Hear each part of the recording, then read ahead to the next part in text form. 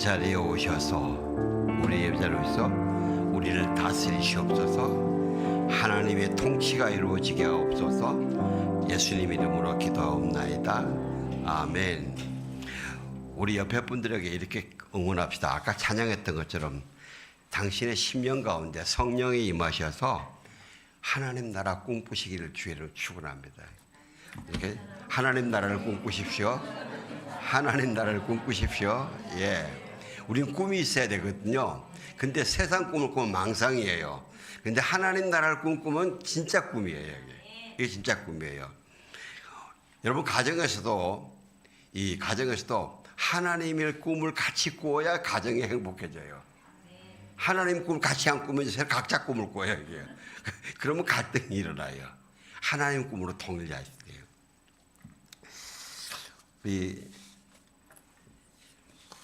예배 더 나가기 전에 같이 하나 좀 기도할 게 있는데, 제가 여러 주 전에 지난달에는 사무엘하 묵상하면서 다윗의 집안이 하도 엉망진창이라 가지고 너무 속상해서 내가 그걸 못 보낸 날이 여럿이 있다고 고백했지 않습니까?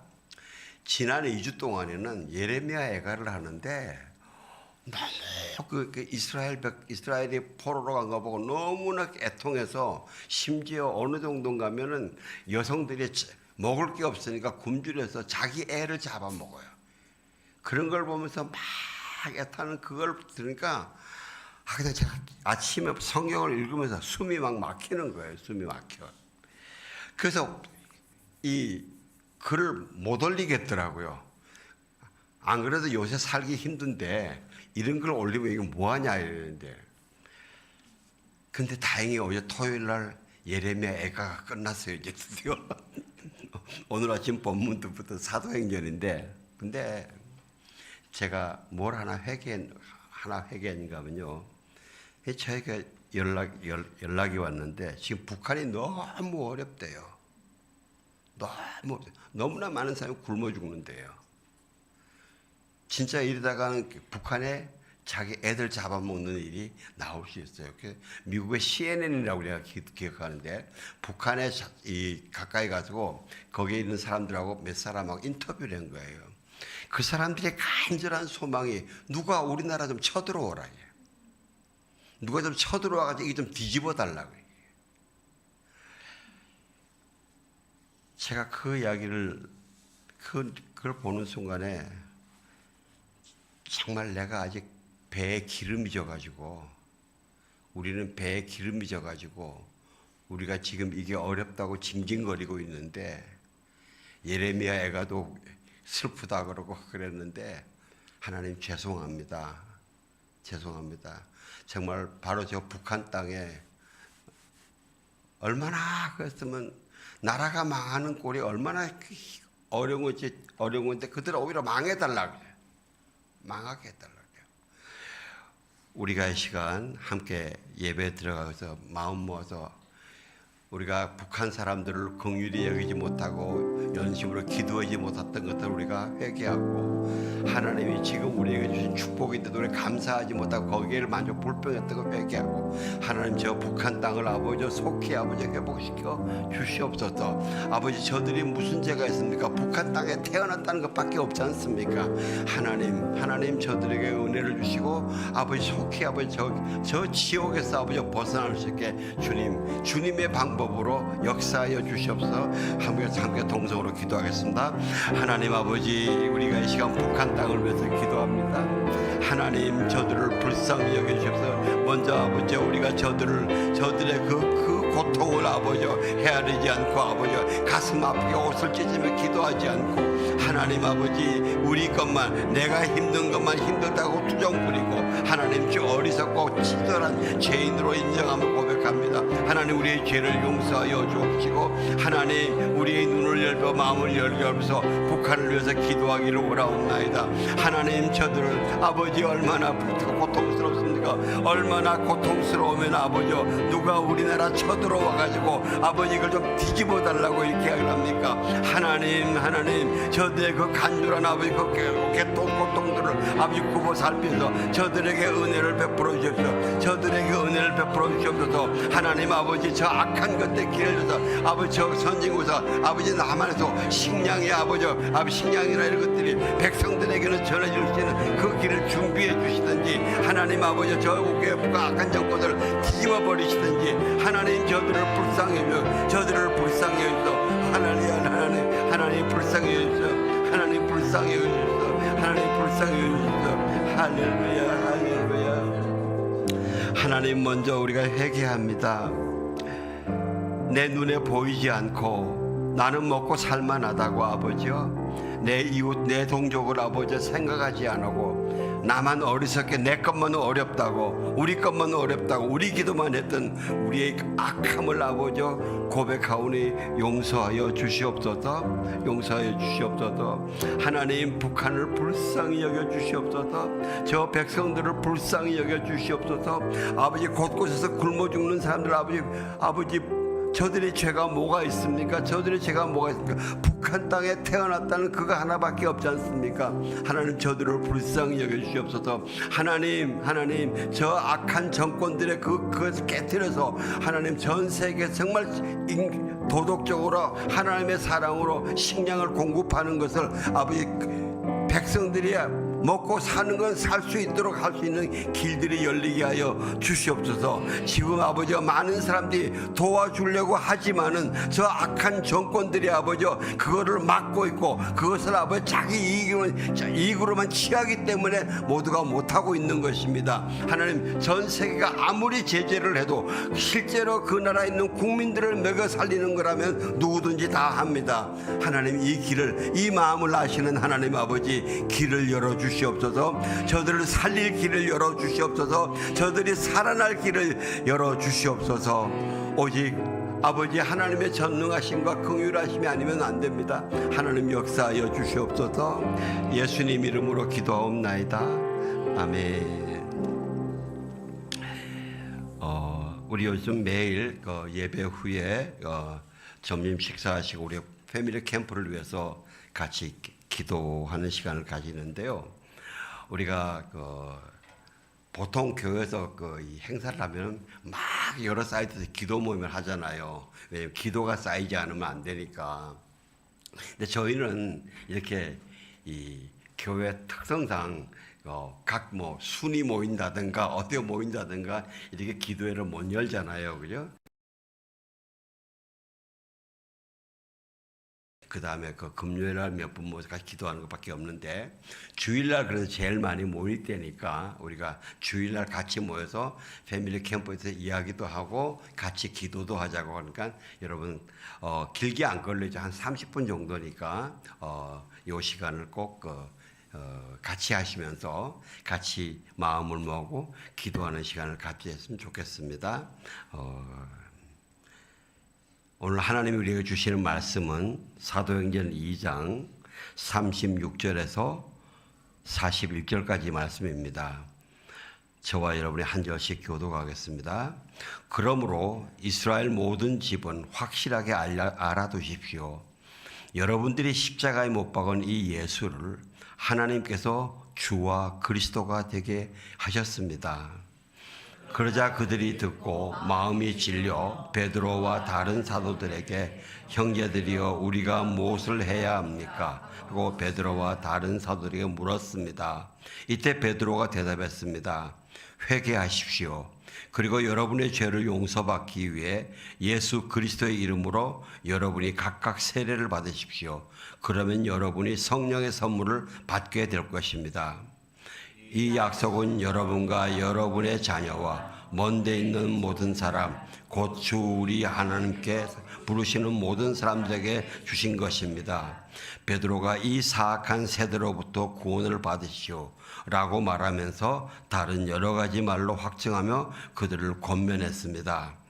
그러자 베드로의 말을 받아들인 사람들이 세례를 받았고 그날 믿는 사람의 숫자가 약 3,000명이나 더 늘어났습니다. 아멘. 아멘. 예, 드디어 성령이 임하셨죠고요.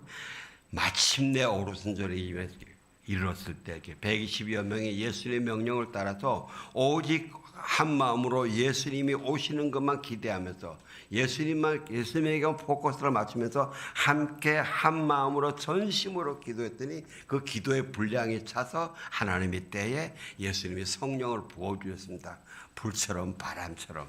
저는요, 저와 여러분들이 각 가정에 이렇게 성령이 불처럼 바람처럼 하나님의 때에 맞춰서 계속 이루어지실 주의 이름으로 축원합니다.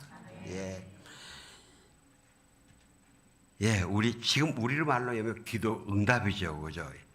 기도의 분량이 차면 기도가 응답이 된다 그럽니다. 예, 기도 응답은 우리 모든 그리스도인들의 숙제예요, 그죠?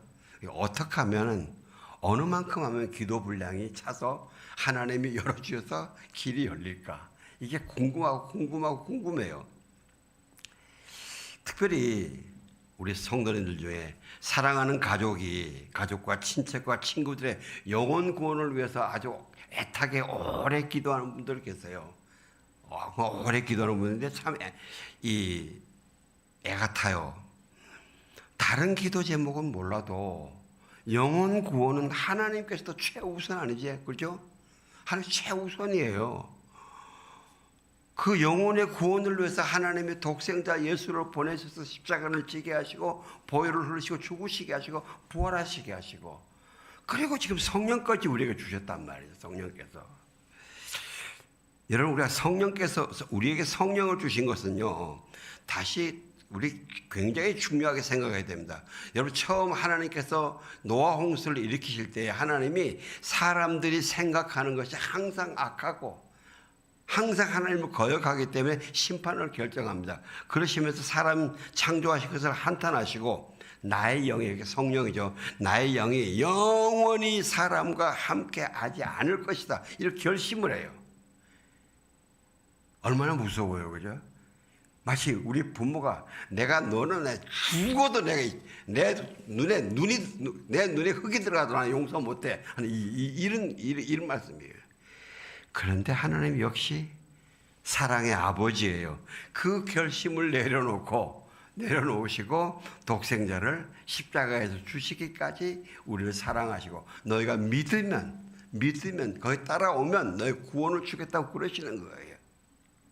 그러니 영혼 구원은 하나님 아버지의 피 맺힌 소원이에요. 저는 많은 분들, 이런 분들 봤어요. 아버지와 아들하고 척이 졌는데 아들이 떠나갔는데 끝까지 그 아버지가 마지막 눈을 못 감다가 아들이 와서 돌아오니까 그 소리를 듣고 그 다음에 눈을 감는 사람 몇 명 봤어요. 그만큼 아버지의 사랑, 부모의 사랑이 그런 거예요. 이게 영혼 구원이잖아요, 그죠? 하나님 아버지께는. 그러면 우리 같으면 우리 생각도 얼른 들어줄 것 같은데, 근데 그게 아니고 꽤 오래 걸린단 말이에요. 사실 저희 기도 제목 넘버원도요, 불신자, 의심자, 오락가락하는 사람들, 이런 사람들이 확실하게 예수님을 구주로 믿게 하는 그게 제 기도 제목 넘버원이에요. 왜? 그렇게 하면 우리 교회에 빨리 부흥하잖아요, 그죠? 예? 빨리 부흥하잖아요. 그리고 또 하나님 아버지께도 영광을 올려드리는 거 아닙니까? 그죠?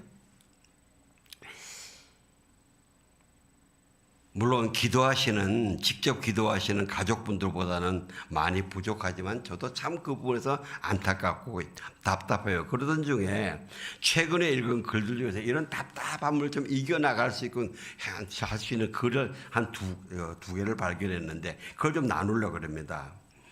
우리가 세상에서 말하는 낙관주의, 희망, 이거와 그리스도인이 예수 그리스도 안에서 가지는 소망과는 다른 겁니다.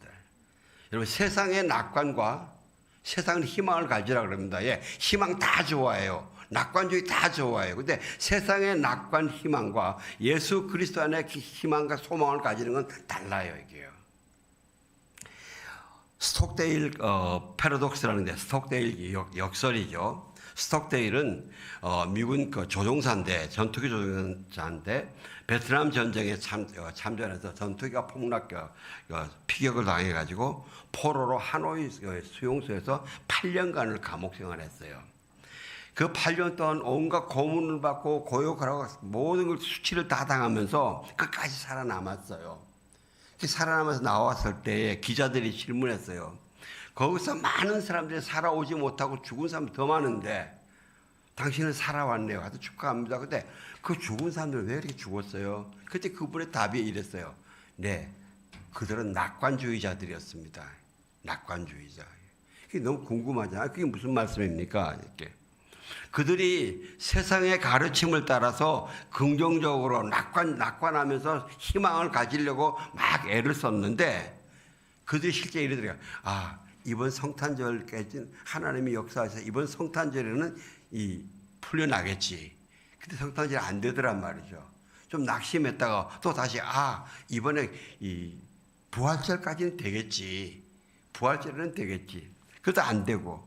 그러고 아니면 그 추수감사절. 이분들이 다 그러니까 미국 사람들이니까 그 절기에 가서 가족들이 모이더니 이 축제를 생각을 하는 거예요. 되겠지. 근데 안 돼. 그러거든요. 그러니까 이 사람들이 희망을 쌓으면 쌓아갈수록 역설적으로 절망이 점점 더 커지더라 이거지. 그래서 그 긴 시간을 견디지 못하고 낙심해서 죽어가는 사람들이 많더라 이거지. 제임스 패커라고요. 하나님을 아는 지식이라는 굉장히 유명한 책을 쓴 신학자입니다. 그분이 이랬어요. 세상의 낙관주의는 보장이 없는 바람이다. 반면에 그리스도인의 소망은 예수님이 보장하신 소망이다 말이에요. 이렇게 세상의 낙관주의, 희망주의와 그리스도 안에서의 소망은 다른 겁니다. 그 다음에 하나는요.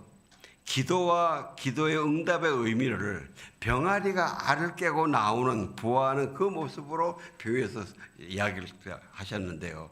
여러분 아시다시피 달걀에는 유정란과 무정란이 있잖아요. 근데 무정란은 아무리 어미닭에 풀어도 그거는 병아리가 안 나와요. 그죠? 왜? 그 안에 생명이 없기 때문에. 병아리의 씨앗이 없기 때문에. 그런데 유정란은 그 안에 생명이 있기 때문에 어미가 되게 잘 품어가지고 이 부화를 시키면 그 때에 대해서 생명이 나온단 말이죠. 병아리가 나와요. 근데 어미닭이 그 유정란을 품고 여러분 잘 보시면요. 달걀을 돌려줍니다. 골고루 따뜻해야 되기 때문에.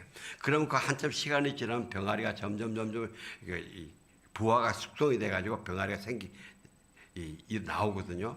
그 병아리, 병아리 다 그 필리핀 가면요. 그거 병아리 다 안 된 거 그걸 삶아 먹어요. 와, 그거 맛있다고 주는데 저도 식성이 좋아서 웬만큼 다 먹는데 그렇게 딱 가는데 그 병아리 머리가 나오는데 못 먹겠더라고요. 근데 그 병아리가 이제 어느 정도 생명이 돼 나오면은 여기에 이제 계란 껍질 뼈 있잖아요. 여기를 쪼은대요, 입술로. 근데 미안하지만 그 병아리가 아무리 쪼아도 병아리가 쫓는 거는 이 알이 안 깨진다는 거죠. 근데 어미가 이렇게 품고 있다가 병아리가 이 쪼는 소리를 듣고 한참 벌써 얘가 이제 숙성을 했구나. 그럼 이제 깨줘야 되겠다. 그럼 그때 어미가 밖에서 이게 떠서 깨어진다는 거예요. 깨지면 그때 이제 병아리가 이제 나오는 거예요. 병아리가 어미닭을 깨뜨려 줘야 내가 나갈 수 있어. 그리고 자기가 아무것도 하지 않으면 안 돼요. 아무것도 하지 않으면 안 돼요. 그 다음에 어미닭이 듣고 말이죠. 아직 성숙되지 않는데 어미닭이 급해서 깨주면요. 병아리가 나와서 좀 이따 죽어요.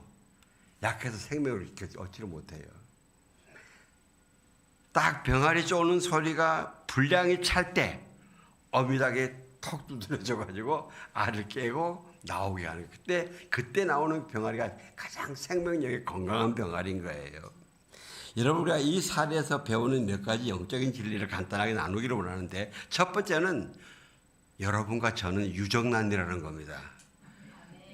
혈압이 기분 나쁘실지 몰라도 무정란보다는 유정란이라는 게 얼마나 좋아요, 그죠? 왜 유정란이에요? 내 안에 예수 그리스도가 왕으로 계시기 때문에 우리는 유정란이에요. 예수님의 생명이 있기 때문에 우리는 유정란이에요. 우리의 기도는 반드시 하나님의 뜻으로 이룹니다. 네? 이걸 붙드시길 바랍니다. 그 다음에 지금 내가 기도하고 있는 것, 이게 내가 뭐냐, 이게 지금 별 소용없는 거 아니야. 그게 내가 기도한다는 것 자체가 내게 생명이 있다는 증거라는 거예요. 내가 생명이 있다. 내가 살아있다는 증거라 이거죠. 여러분, 내가 기도하지 않고 앉아있는 건 내가 그 살아있는 거 아닙니다. 그리스도인이 기도하지 않고 있는 거는요, 살아있는 거 아닙니다. 그 다음에 알이 어미닭의 품에 쌓여 있듯이 나에게 아무것도 안 되는 것 같이 보여도 여러분 지금도 저와 여러분 위에 하나님의 보호하심이 확 둘러싸고 있는 것을 믿으시길 바랍니다. 그 병아리, 알 안에 있는 병아리에게는 어미닭이 안 보이겠죠. 그러나 어미닭이 싸고 있단 말이죠.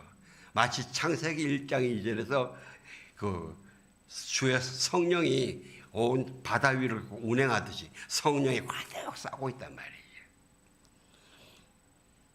그 다음에 네 번째는요, 지금 내가 기도하는 것이 병아리처럼 안에서 계속 껍질을 쪼고 있는 건데 이것은 그냥 무의미한 것이 아니고 내 안에서 예수님의 생명이 성장하고 성숙하고 있는 거예요. 성장. 기도를 하는 이상은 우리가 하나님의 음성을 듣고 성장하고 성숙하는 거예요. 그래서 그 때가 되면은 그게 이제 깨져서 생명의 영광으로 나오는 거죠. 그래서 사랑하는 성도 여러분, 우리는요 절대 낙심하지 말아야 돼요. 낙심하지 마시기 바랍니다. 의심하지 마세요. 왜냐면요, 의심하는 것이 뭡니까? 마치 병아리가 나 이거 소용없어, 그 알 속에서 나 이거 소용없어 안 하는 게 엄마가 덮어주고 있다는 걸 모르는 거 아닙니까? 지금 엄마가 지금 부화시키고 있다는 걸 모르지 않습니까? 바로 그렇게 의심하는 것이 그것이 하나님을 의심하는 거란 말입니다. 여러분, 죄 중에 제일 큰 죄가 하나님을 의심하는 죄예요. 하나님을 의심하니까 자꾸 엉뚱한 대로 나가는 거예요. 여러분, 내 자녀가 부모를 당신 내 부모 맞아? 아버지 맞아? 제일 절망이죠, 그죠? 예? 예. 절대 포기하지 마세요. 왜? 포기는 내가 죽는 겁니다. 낙심하다가 다시 일어서야 돼요. 낙심하고 그냥 포기하는 건 내가 죽는 거예요. 자녀들이 좌절하고 포기하고 점점 죽어가는 거, 그거 보시는 하나님의 아버지의 마음이 어떠실 거예요? 우리의 청년들이 자기 길을 못 찾아가지고 점점 헤매서 낙심하고 방에 주저앉으면요, 그 부모 마음이 어떻겠어요? 하나님 아버지의 마음이 꼭 그 마음이란 말입니다. 여러분, 더 심각한 거는요, 그뿐 아닙니다. 내가 의심하고 좌절하고 포기하고 죽어갈 때요, 이때까지 나를 속이고 나를 죽이려 했던 악한 영들 있지 않습니까? 이 마귀들. 이것들이 얼마나 쾌재를 부르는지 아십니까? 승리했다고 손뼉치고 깔깔대고 웃을 거예요. 너 웃음빛, 너 믿음 웃기네, 별거 아니네 뭐. 여러분, 우리가 그런 소리를 들어야 돼요. 들을 수 있기를 주의 이름으로 축원합니다. 성령님이 임하시면 그걸 들을 수 있어요. 성령님이 임하시지 않으면 그거 못 들어요.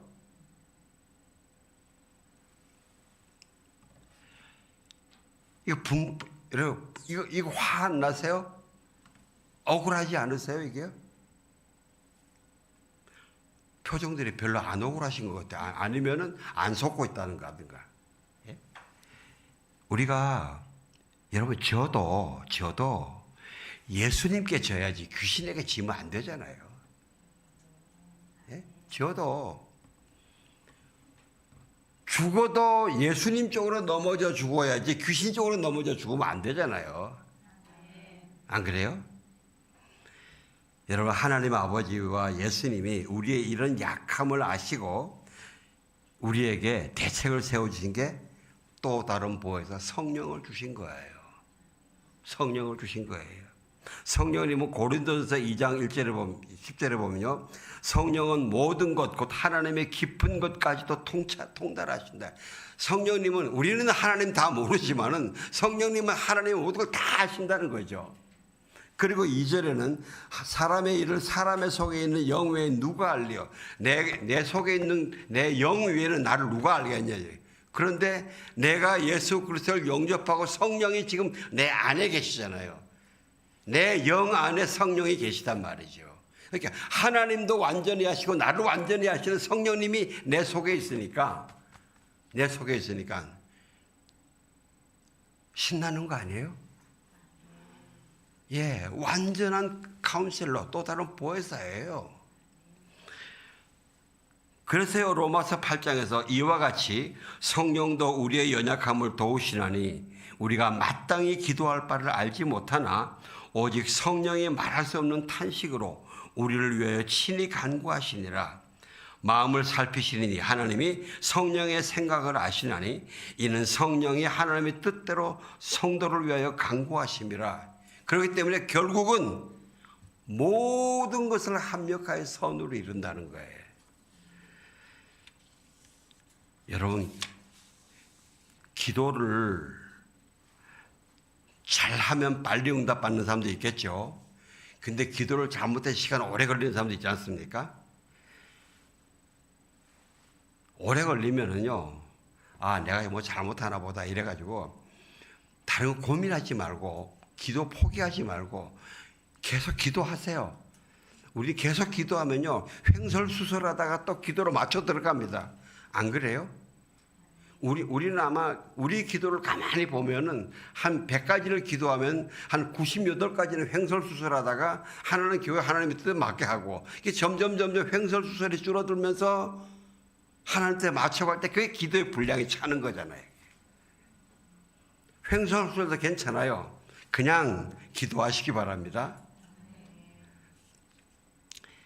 다시 한번 간절히 부탁합니다. 우리 성도님들요, 모두 자신을 위해서 또 우리 지체들을 위해서 성령 충만하게 하라. 다른 것보다 성령 충만하게 하라. 내가 설명하려고 그러면 힘들어요. 그 사람이 성령 충만해지면 이해돼요. 그렇잖아요. 우리가 어떤 때는 참 남편이나 아내한테 이야기를 꼭 해주고 싶은데 하면 삐지고 엉뚱하게 삐지고 나올 때 있잖아요. 여러분은 안 그러시나 보네. 저희 부부는 종종 그렇거든요. 근데 유일하게 성령님이 그 마음을 녹여주시면 서로 이해가 돼요. 풀려져요.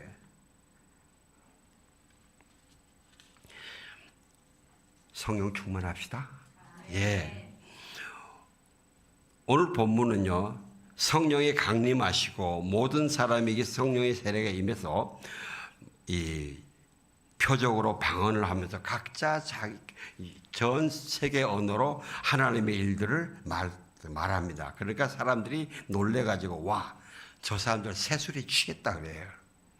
이에 대해서 그러니까 베드로가 일어서서 첫 번째 이제 설교를 합니다. 왜 여러분이 이 사람들을 보고 새술에 취했다 그럴까요? 술 취한 사람 같은데 보통 술 취한 사람하고 다르단 말이죠. 보통 술 취한 사람은 어떻습니까? 횡설수설하죠. 말이 앞뒤가 안 맞잖아요. 그리고 말이 강팍하잖아요. 그죠? 지 마음대로 하잖아요. 근데 이 사람들은 120명이나 모였는데 와, 뭐 이상하게 하는데 아주 일목요연하게 조직적으로 이야기한단 말이죠. 이거 우리가 먹던 술과 다르네? 뭐 특별한 술 먹었나? 마주왕을 먹었나? 이러면서요.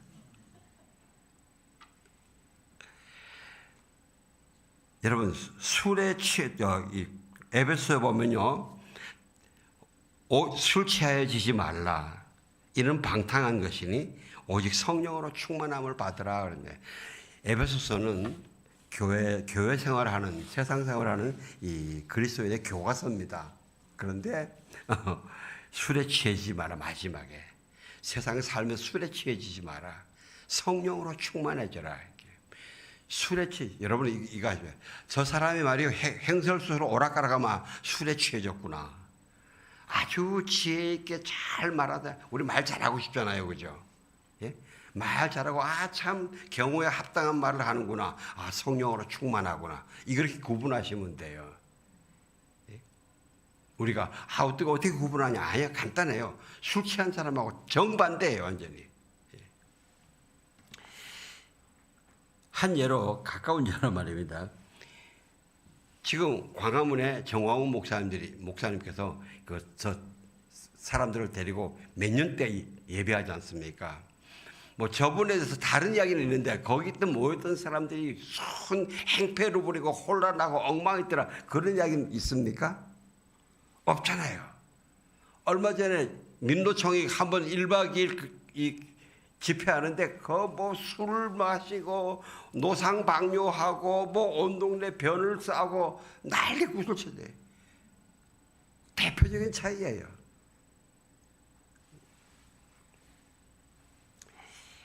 그렇게 놀라는 사람들에게 베드로가 이래서 먼저 설교를 합니다. 먼저 이렇게 이야기합니다. 여러분 지금 아침 9시입니다. 9시에 술 마시는 사람이 어디 있습니까? 이 사람들 술 마신 거 아닙니다. 이 사람들은요, 우리의 조상 요엘 선지자가 말했죠. 800년 전에 이미 말씀해 주신 그 성령이 지금 임하신 것입니다.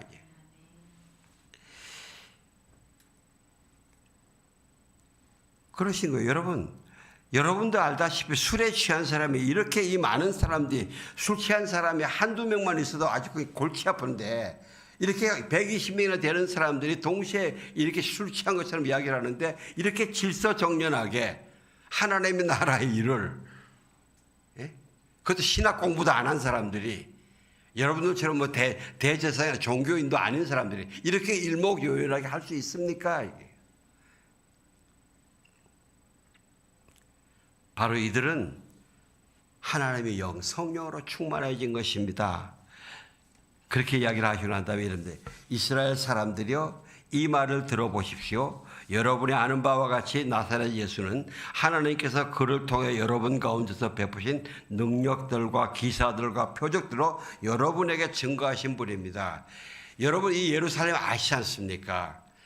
지난 3년 동안 이 예수님이 3년 동안 어떤 일을 하시는지 다 듣고 보고 그랬지 않습니까? 이 일들이 뭔지 아십니까? 하나님이 그가 하나님의 아들이라는 것을 증거하신 것입니다.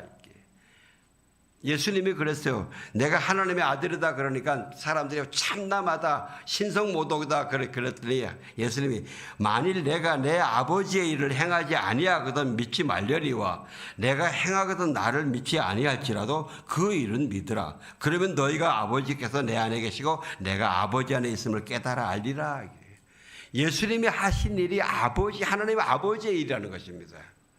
여러분 이 말씀은 더 나아가면 저와 여러분들이 기도하면서 주의 말씀을 따라 성령의 인도하심을 따라 하는 것 하나하나가 하나님 아버지의 일이라는 겁니다. 이런 자부심을 가지시길 주의 이름으로 축원합니다. 예?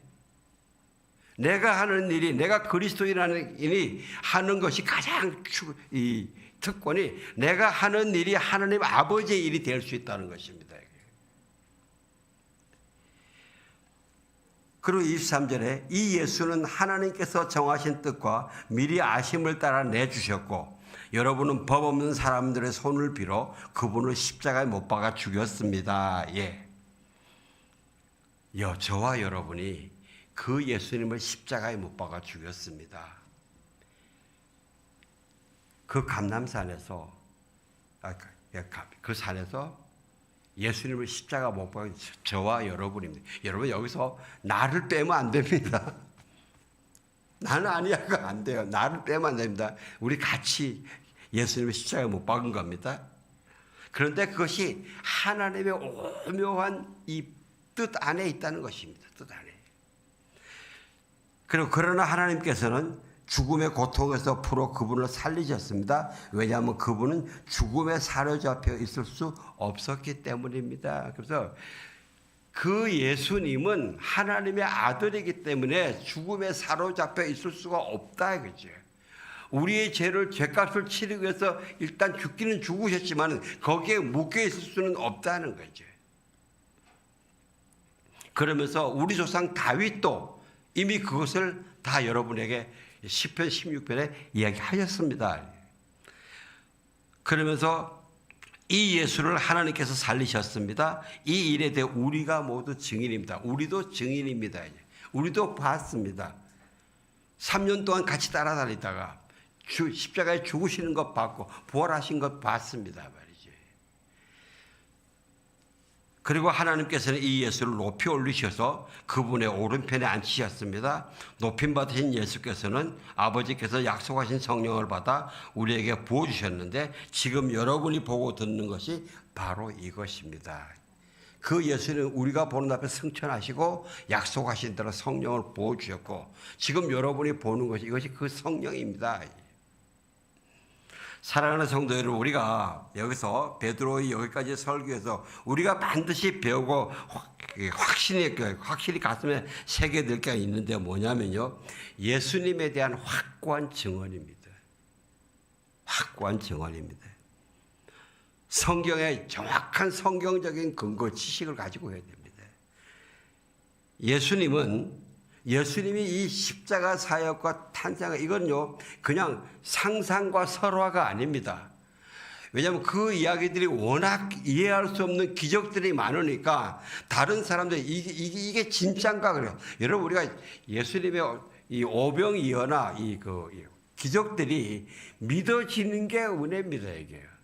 이게 믿어지는 게 은혜. 이게 성령의 도우심이에요. 성령이 함께 하지 않으시면 안 믿어져요. 못 믿어져요. 얼마나 믿고 싶겠어요. 세상에 많은 사람들이 믿고 싶어서 읽다가도 이건 거짓말이야 그래 집어 던지는 사람 많아요.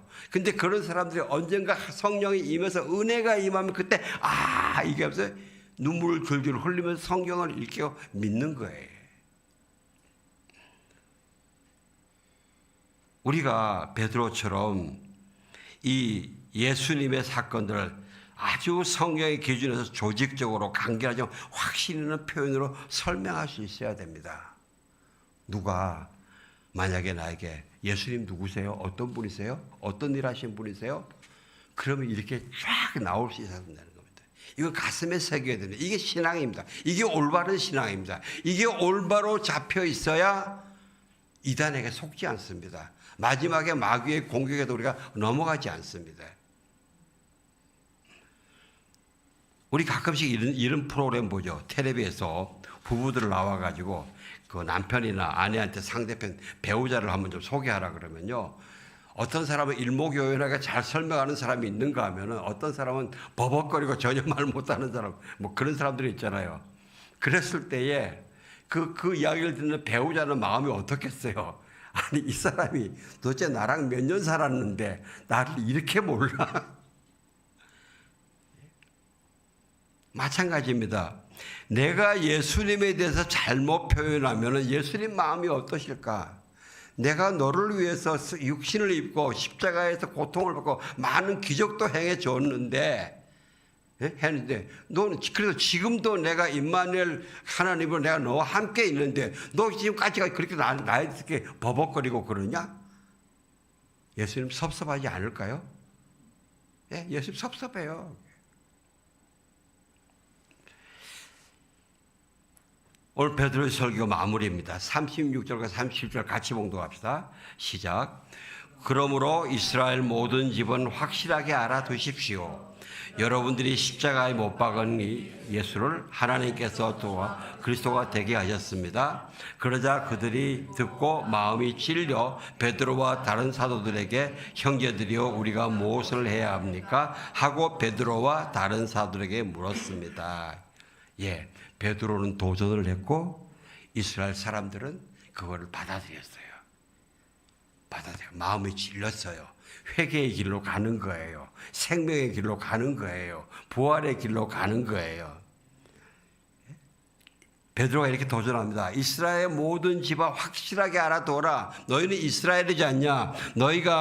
너희만 여호와 하나님의 선택된 백성이다. 너희는 하나님의 말씀을 율법을 가진 생명을 가진 백성이다. 그렇게 아주 프라우드한 백성이지 않냐? 맞다. 너희들이 여호와 하나님의 백성이다 말이죠. 맞다. 그건 맞다. 너희는 너희 자신들만 여호와를 하나님을 바르게 경외한다고 자랑하지 않느냐? 근데 천만이다. 너희가 하나님의 백성은 맞는데 너희가 자랑하는 것처럼 여호와 하나님을 제대로 경외하지 하는 게 아니다 말이지. 네 식으로 하는 거다 말이지. 네 고집대로 하고 있는 거다. 너희가 얼마나 큰 잘못이냐 하면 너희가 십자가에 못 박은 이 예수가 하나님의 아들, 너희가 경배하고 예배하는 여호와 하나님의 아들 예수다 말이지. 우리의 메시아다 말이지.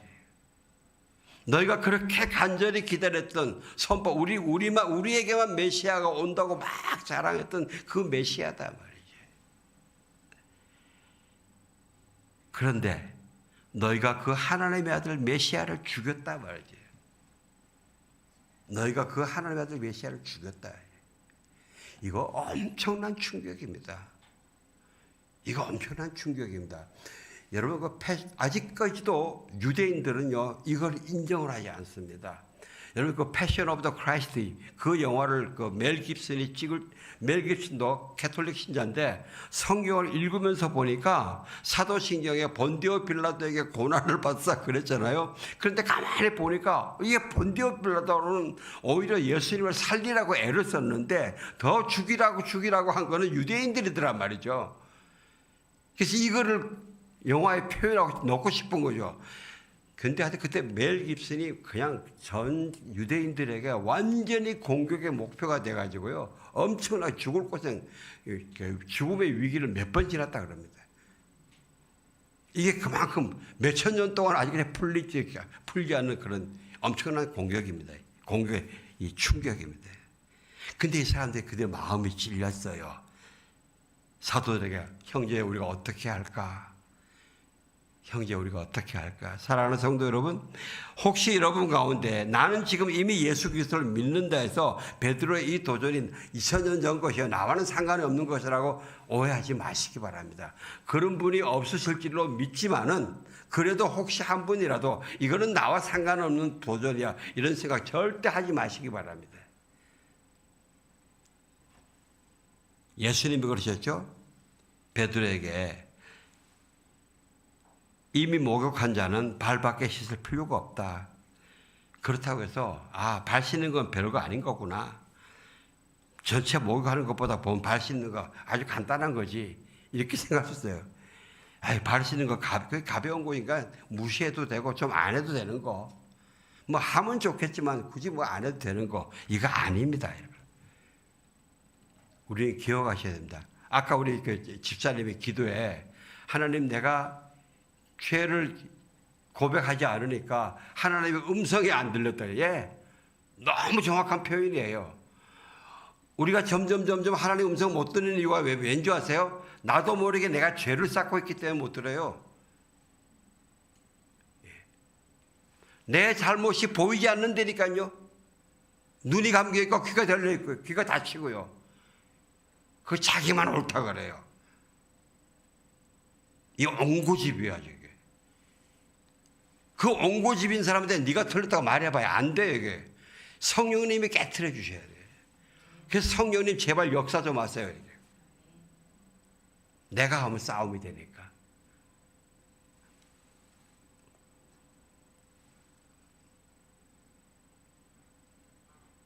우리가 이거 기억해야 됩니다. 그 작품이 하나 있으면 좋겠는데 어떤 한 분이 말씀을 묵상을 하다가 나무에다가 십자가를 이렇게 쭉 했는데 그 십자가를 쭉 이런 못 있지 않습니까? 못을 빽빽히 박아가지고 십자가를 만든 게 있어요. 내가 지금 짓는 죄가 조그마한 실수, 이거 별거 아니라도 그것이 내가 지금 예수님을 다시 십자가에 못 박고 있는 거란 말이지. 여러분 이거 인정하셔야 돼요. 그래서 성령님이 나의 깨달음 주시면 닫지 마시고 네, 주님 제가 어떻게 해야 됩니까? 이렇게 나가야 돼.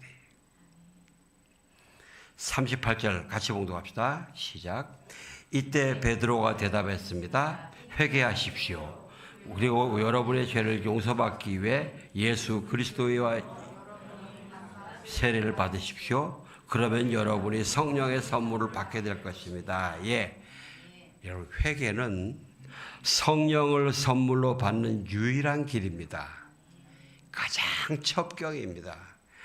아무리 소리 팍팍 지르고 있잖아요. 뭐 땀을 뻘뻘 흘리면서 기도를 해도 성령이 안 임하는 사람이 있어요. 다른 사람 다 임하는데. 그 많은 경우는요, 성령께서 네가 너 이 죄를 열어라 하시는데 그걸 안 듣고 있는 거예요. 그거 안 하는 거예요. 회개는 성령을 선물로 받는 유일한 길입니다. 헌금 많이 낸다고 성령 받는 거 아닙니다. 교회 봉사 많이 한다고 헌금 받는데 성령 받는 거 아닙니다. 말씀을 따라 내 말씀대로 내가 회개하고 그 말씀 따라 길을 걸어 나아갈 때 그때 성령이 임하시고 충만하게 채워주시는 겁니다. 우리가 회개 그러면 쉽지 않아요. 회개 쉽지 않은 거 알아요. 또 회개야 그래. 아우 징그러워 이렇게. 아주 껄끄럽죠, 그죠? 아니 복음은 사랑과 희락과 평안이잖아. 근데 왜 자꾸 회개하라 그래? 미안합니다. 이건 목사 이야기가 아니고 하나님 예수님 말씀이에요. 하나님의 법칙이에요, 이게. 예, 우리 모두 복음의 선물, 사랑과 희락과 평안과 형통을 누리면서 살기를 원합니다. 그렇게 누리면서도 내가 일상에서 성령의 인도하신과 말씀을 따라 내 죄들을 자백하는 이가 없으면요, 이 밑바탕을 이루지 않으면요, 미안합니다. 이런 사랑과 희락과 평화, 형통이 오지를 못합니다. 아까 스톡데일 파라독스 말씀드렸죠. 예, 희망, 소망 막 가지고 싶습니다. 그런데 그게 안 일어나는 거예요. 내가 말씀을 따라 하기 싫어하지만 말씀에 순종해서 일상의 회개와 발심을 나아가면은 하나님의 사랑과 희락과 평안과 형통이 나에게 부어지는 거예요. 이게 복음의 역설인 것입니다. 역설을 살아가는 저와 여러분이 되시길 주의 이름으로 축원합니다. 기도하겠습니다. 하나님 아버지 감사합니다. 우리에게 복음을 주시고 복음을 주셔서 회개하고 주님과 회복될 수 있는 길을 열어주셔서 감사합니다. 그것을 도우시려고 성령을 주셔서 감사합니다.